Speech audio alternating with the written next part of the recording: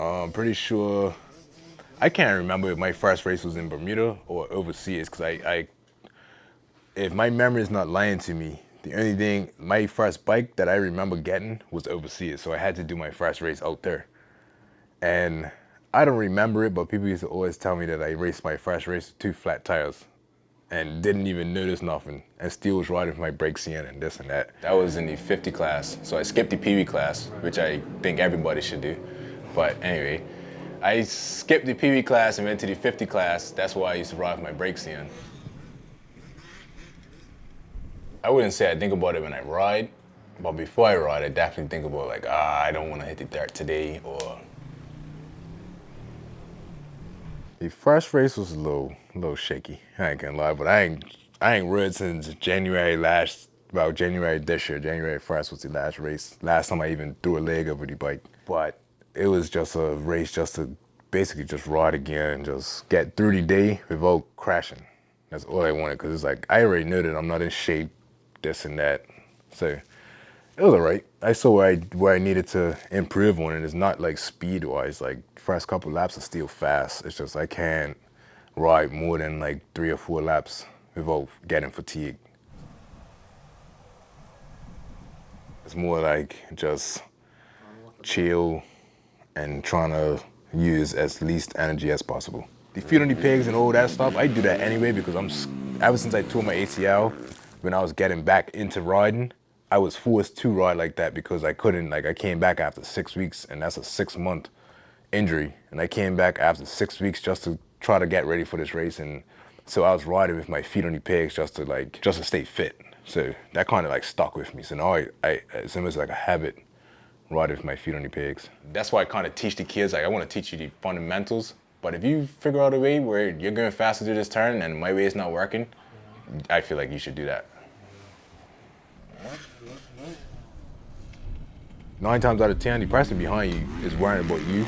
And if you're worrying about your line choices and this and that and knowing where they're going, like, because you gotta almost have eyes in the back of your head, and you gotta listen to where they are. Like, you gotta be able to tell if they're getting close or if they're on the left or right of you. So it's like, there's a lot of stuff that goes through your head, but for the most part, it's just line choice and keeping my feet on the pegs.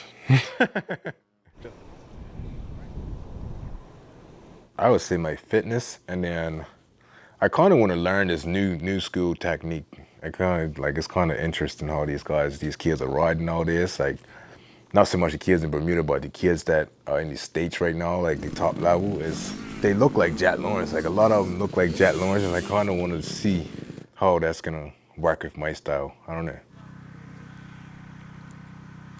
For the most part, I find myself getting more tired when I'm at the front of the pack than making my way like working. I could start in last and charge 110% the whole race and not be that tired.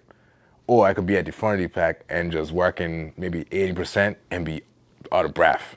I don't know what I think it's just a mental thing. Like being up front, it's like you're more tight. For me, some people are different. Some people like being up front, but I would rather be somebody that's like the same speed as me, or like, I know like where I could pass them. I would rather be behind them until like the last like 3 laps. That came about from me just being on social media and just seeing, like, yo, I'm trying to train where these guys are training. Like, cause I'm watching stuff on Instagram, this and that. That's how it came about. It's just like, we just took a chance, and my granny lives an hour from the place. So it's like, let's just try it and see what happens. And I end up staying there 3 years, 4 years. I'm still got my shop there with my name on top of it, still to this day. So it's like, that will always be home to me. Club is definitely my home. I don't want to call it a rut, but basically I'm with society now. So I'm not a special motocross racer really no more, unless I was to get the funding. Riders is kind of easy to commit to. All you gotta do is buy a ticket and have the money and then commit to it. But it's like, it's not always about money. Sometimes it's like you gotta almost talk to yourself into doing it, because I know if I go to Loretta's, I'm gonna train, I'm gonna do this, I'm gonna do that, I'm gonna drive 8 hours to the race, gotta drive 8 hours back to my house. Just do a lot of extra stuff that I'm not willing to do right now. But that's my goal, is to do this season and then go Loretta's again at least once, one more in my life. At least once or twice. It's probably not gonna be an every year thing, because I can't see me spending $15,000 just to go do a race every year. It's crazy.